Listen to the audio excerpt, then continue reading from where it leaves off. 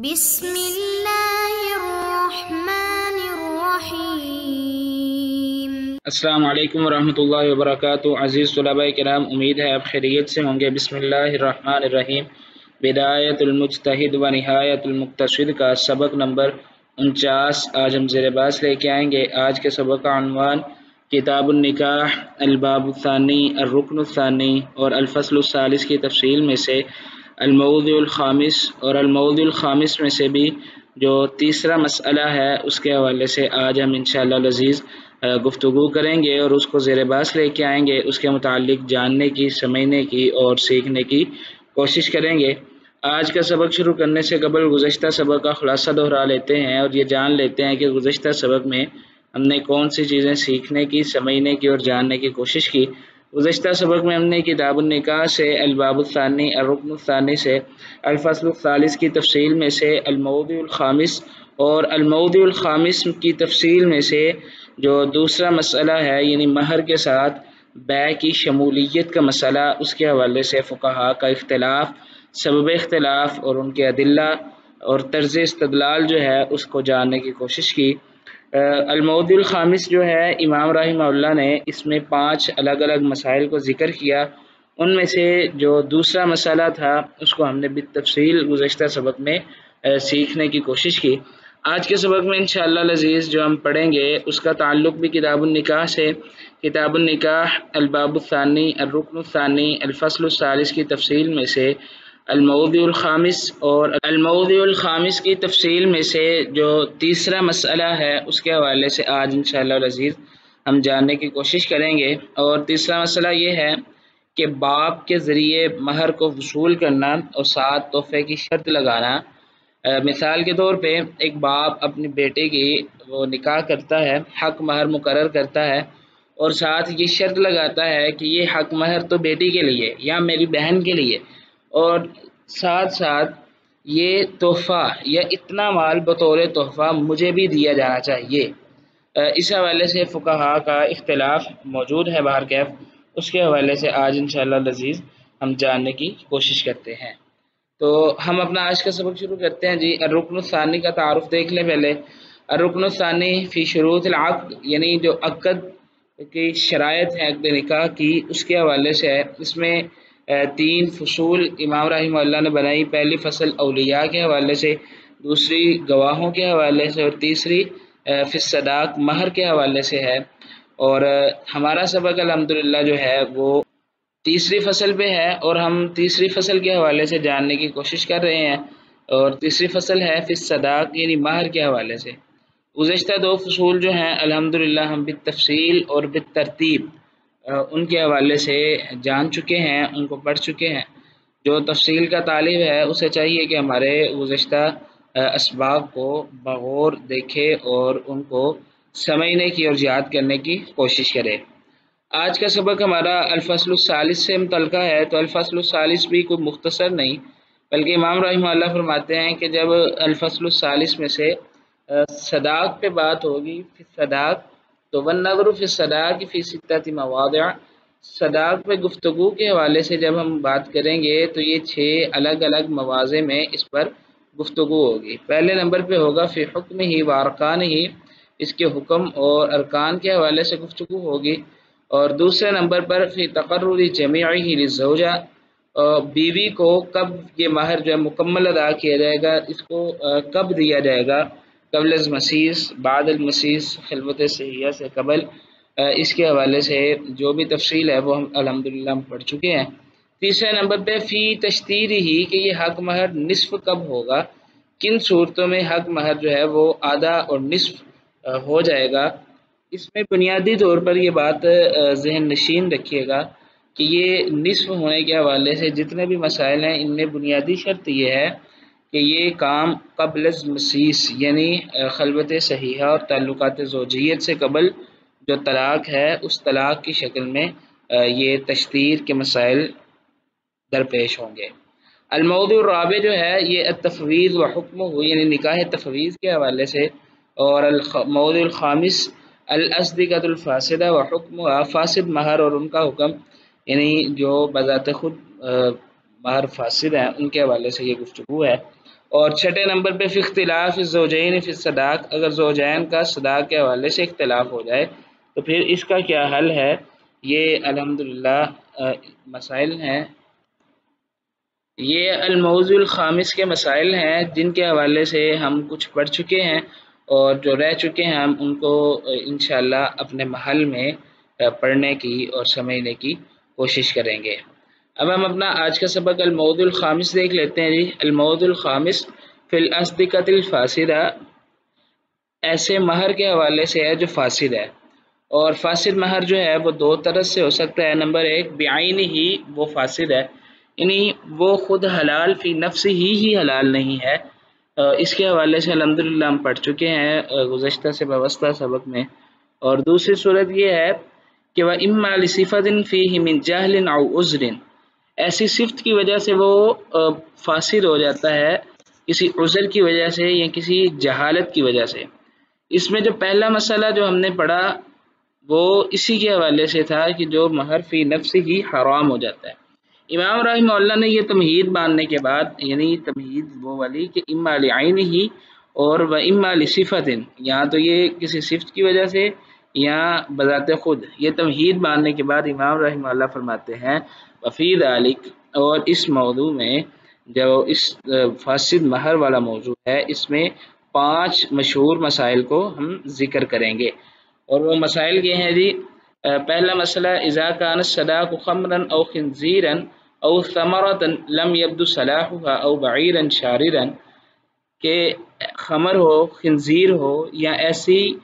درخت کو بطور مہر مقرر کر دیا جائے کہ پھل کو جو ابھی تک زردی مائل ہی نہیں ہوا، یا ایسا اونٹ جو بھاگنے والا ہو۔ اور دوسرا مسئلہ واختلفوا اذا اقترن بالمہر بیع، کہ جب بیع اور مہر اکٹھے ہو جائیں۔ تیسرا مسئلہ علماء کا اختلاف ہے اس حوالے سے کہ ایک بندہ نکاح کرتا ہے عورت کا اور وہ شرط لگا دیتا ہے کہ مہر میں اسے بھی کچھ نہ کچھ تحفہ دیا جائے، جو باپ ہے ولی ہے اس کی بات ہو رہی ہے یہاں پہ۔ اور چوتھے نمبر پہ واختلفوا فی الصداق یستحق او یوجد به عیب، ایسا مہر جس میں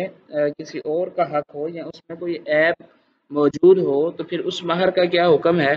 اور پانچویں نمبر پہ پھر الرجل ينكح المرأة على ان الصداق 1000 ان لم يكن له زوجہ، وہ بندہ جو مہر اس شرط پہ رکھتا ہے کہ اگر میری بیوی ہوئی تو پھر مہر یہ ہوگا، نہ ہوئی تو پھر یہ ہوگا۔ تو الحمدللہ ہمارا آج تیسرا مسئلہ ہے۔ اور عزیز طلباء کرام یہاں پہ آپ غور کریں، امام رحمہ اللہ نے جو تقسیم کی وہ تقسیم دو طرح سے تھی۔ نمبر ایک وَإِمَّا لِعَيْنِهِ وَإِمَّا لِصِفَةٍ، یہ جو پہلا مسئلہ ہے ہمارا یہ اما لعینہ کے حوالے سے خمرن او خنزیرن، اور جو باقی 4 مسائل ہیں یہ صفات کی وجہ سے ہے۔ اب مہر اور تجارت یہ دونوں درست ہیں، دونوں اکٹھی کی جا سکتی ہیں، لیکن اس میں شرط یہ ہے کہ ان دونوں کی تعین اور تحدید الگ الگ ہو۔ تو اسی طرح یہ دوسرا، تیسرا اور چوتھا مسئلہ، 5واں مسئلہ، یہ ساری صورتیں اما لصفۃ والی ہے۔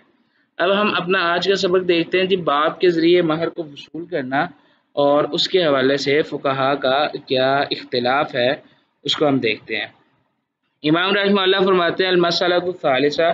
جہاں تک تیسرے مسئلے کی بات ہے تو واختلف العلماء، علماء نے اختلاف کیا ہے فی من، اس شخص کے بارے میں نکاح امرأۃ جس نے نکاح کیا عورت کا،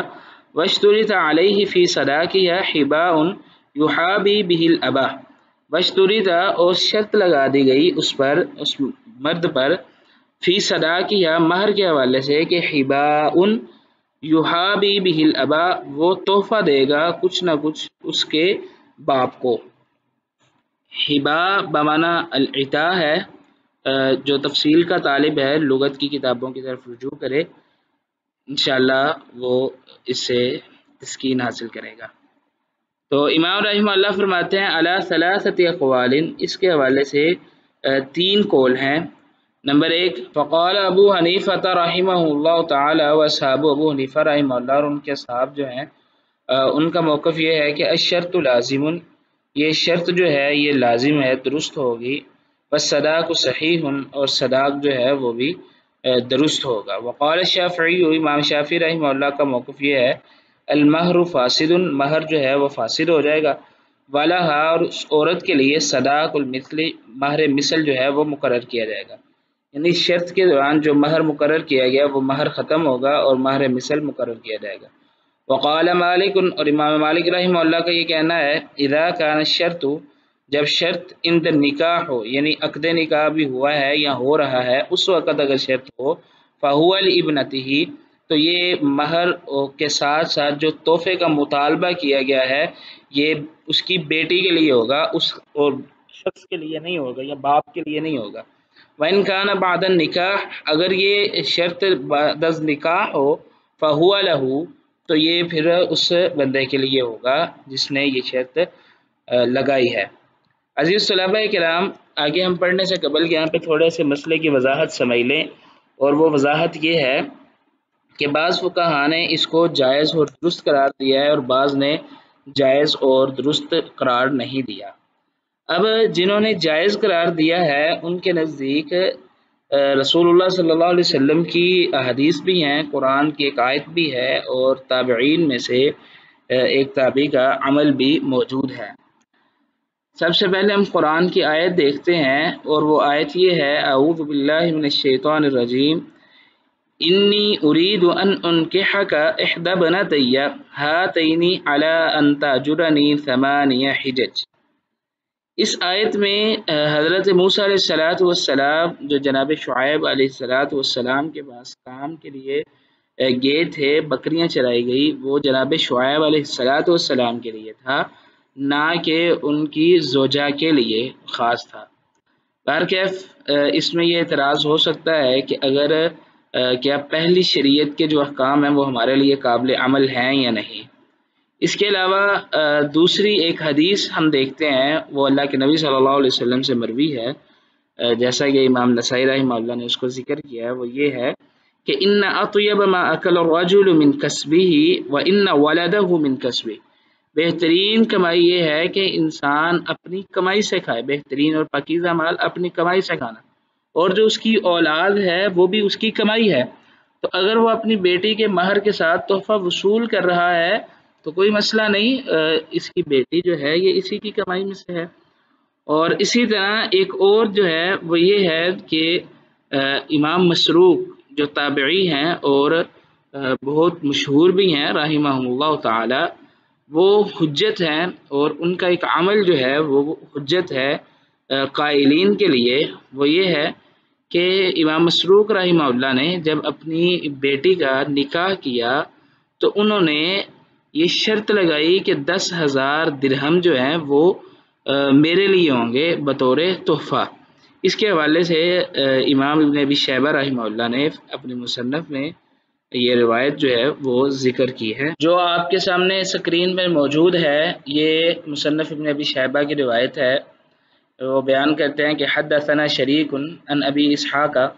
ان مسروقا زوج ابنتہ، اپنی بیٹی کی شادی کی، فاشترط علی زوجها اور اس کے خامد پہ یہ شرط لگائی 10,000 سوى المہر، 10,000 درہم کی جو مہر کے علاوہ تھے۔ تو امام مسروق رحمہ اللہ کا یہ عمل جو ہے یہ بھی دلیل ہے قائلین کی کہ امام مسروق رحمہ اللہ نے یہ کام کیا ہے جو کہ شرعاً ان کے نزدیک جائز ہے۔ آگے ہم سبب اختلاف دیکھتے ہیں جی، اور سبب اختلاف یہ ہے کہ وہ سبب اختلافہم، ان کا سبب اختلاف یہ ہے کہ تشبیہ النکاح فی ذلک بالبیع، کیا اس معاملے میں نکاح کو بیع کے ساتھ تشبیہ دی جا سکتی ہے یا نہیں۔ فمن شبہہ بالوکیل، جس نے اس کو تشبیہ دی ہے وکیل کے ساتھ، یبیع السلع، جو سامان کو خریدتا ہے یا فروخت کرتا ہے، ویشترط لنفسہ حبا، اور وہ اپنے لیے اس میں تحفے کی شرط لگا لیتا ہے۔ قال، انہوں نے کہا لا یجوز النکاح، یہ نکاح درست نہیں ہوگا، کما لا یجوز البیع، جیسا کہ وہ بیع بھی درست نہیں ہوتی۔ ومن جعل النکاح فی ذلک، اور جس نے نکاح کو بنایا اس میں مخالفا للبیع، بیع کے برعکس یا بیع کی مخالفت میں، تو وہ کہتے ہیں یجوز، یہ کام پھر جائز ہوگا۔ وَأَمَّا تفریق مالک، جہاں تک امام مالک رحمہ اللہ نے یہ تفریق کی ہے، فَلِأَنَّهُ اتَّهَمَهُ، انہوں نے یہ اس بارے میں درست نہیں جانا۔ اتہامہ کا ویسے تو مطلب تہمت کے معنی میں آتا ہے، تو ہم یہ ترجمہ کرتے ہیں کہ اتہمہ، انہوں نے اس معاملے کو درست نہیں جانا کہ اذا کان الشرط، جب یہ شرط فی عقد النکاح، عقد نکاح کے وقت ہو، ان یکون ذلک الذی اشترط لنفسہ نقصانا من صداق مثلها، کہ جب یہ عقد نکاح کے وقت شرط لگائی گئی ہے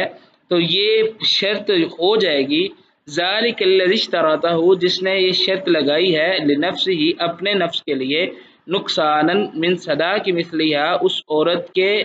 مہر میں کمی کا باعث اور سبب بن جائے گی یہ شرط۔ امام مالک رحمہ اللہ نے جو تفریح کی ہے اس کا مقصد یہ ہے کہ اگر کوئی بندہ عقد نکاح کے وقت یہ شرط لگاتا ہے کہ مجھے بھی اس ہاتھ میں یہ تحفتاً دیا جائے، تو امام مالک رحمہ اللہ فرماتے ہیں اس کی شرط لگانے کی وجہ سے اس بچی کا مہر یا مہر مثل جو ہے اس میں کمی واقع ہو جائے گی،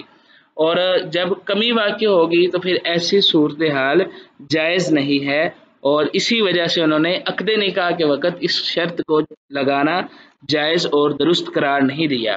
ولم یتہم ہو، اور امام رحمہ اللہ نے اس حوالے سے کوئی برا نہیں جانا، یتہم برا نہیں جانا یا اس پہ تہمت کا خیال نہیں کیا، اذا کان بعد انعقاد النکاح، جب یہ شرط عقد نکاح کے بعد لگائی گئی ہے، والاتفاق علی الصداق، اور صداق پر اتفاق کر لینے کے بعد جب یہ شرط لگائی گئی ہے، تو پھر امام رحمہ اللہ نے اس میں کوئی رائے اور کوئی نقصان اس معاملے میں نہیں جانا۔ وقول مالک، اور امام مالک رحمہ اللہ کا جو قول ہے وہ قول عمر بن عبد العزیز رحمہ اللہ، یہی قول عمر ابن عبد العزیز رحمہ اللہ کا ہے، بس ثوری، اور امام ثوری رحمہ اللہ کا، و ابو عبید، اور ابو عبید رحمہ اللہ کا بھی یہی قول ہے۔ امام رحمہ اللہ نے جس قول کی طرف اشارہ فرمایا ہے، یعنی اگر عقد نکاح کے وقت ہوگا تو پھر جائز نہیں ہے، اور عقد نکاح کے بعد ہوگا تو پھر درست اور جائز ہے۔ آگے امام رحمہ اللہ فرماتے کہ وخرج ابو داود والنسائی وعبد الرزاق، امام ابو داود رحمہ اللہ نے، امام نسائی رحمہ اللہ نے اور عبد الرزاق رحمہ اللہ نے عن عمرو بن شعیب عن ابیہ عن جدہ، عمر بن شعیب رضی اللہ تعالیٰ عنہ کی جو وہ اپنے باپ سے اور اپنے دادا سے روایت کرتے ہیں، وہ فرماتے ہیں قال قال رسول اللہ صلی اللہ علیہ وسلم، رسول اللہ صلی اللہ علیہ وسلم نے فرمایا ایو ممرأۃ، جو بھی عورت نکحت علی حباء قبل عصمت النکاح، جس کا نکاح کیا گیا علی حباء تحفے کی شرط کے ساتھ، قبل عصمت النکاح یعنی عقد النکاح، اسما بمانا عقد النکاح، فہو لہا، تو یہ تحفہ جو ہے وہ اس عورت کے لیے ہوگا جس کا نکاح ہو رہا ہے، یہ اسی عورت کے لیے ہوگا۔ وما کان بعد عصمت النکاح، اور جو بعد عصمت النکاح ای بمانا عقد النکاح، جو عقد نکاح کے بعد یہ شرط لگائی جائے، فہوا، پس وہ لمن اعطیہ، وہ اسی کے لیے ہوگا جس کے لیے وہ دیا گیا ہے۔ وَأَحَقُّ مَا أُكْرِمَ الرَّجُلُ، اور سب سے زیادہ جو حق رکھتا ہے آدمی کہ ما اکرم الرجل، اس کی عزت کی جائے، احترام کیا جائے اس آدمی کا، علیہ، جو اس پہ حق ہے اس کے لیے، وہ یہ ہے کہ ابنتہ او اختہ، کہ اس کی بیٹی یا اس کی بہن کی وجہ سے اس کا اکرام کیا جائے، تو یہ آدمی سب سے زیادہ حق رکھتا ہے اس معاملے میں۔ یعنی یہ جو روایت ہے، اس روایت میں بھی امام مالک رحمہ اللہ، عمر ابن عبد العزیز رحمہ اللہ، امام ثوری رحمہ اللہ کا جو موقف ہے اسی کی تائید ہو رہی ہے۔ اور آگے امام رشد رحمہ اللہ فرماتے ہیں وحدیث عمرو بن شعیب عن ابیہ عن جدہ، عمر بن شعیب رحمہ اللہ جو ہیں ان کی جو روایت ہے وہ مختلف فی ہے، من قبل انہ صحفہ، کہ اس روایت میں تصحیف ہوئی ہے، راوی کی طرف سے کمی بیشی اس میں موجود ہے۔ اس روایت کے حوالے سے اس کی صحت پہ فقہاء کا شدید ترین اختلاف ہے۔ ولکنہ نص فی قول مالک، لیکن امام ابن رشد رحمہ اللہ فرماتے ہیں کہ یہ امام مالک رحمہ اللہ کے قول میں ایک نص ہے۔ وقال ابو عمر بن عبد البر رحمہ اللہ فرماتے ہیں اذا روته الثقات، جب اس کو روایت کرے ثقہ راوی، ثقات اس کو روایت کرے، وجب العمل به، تو اس روایت پہ عمل کرنا پھر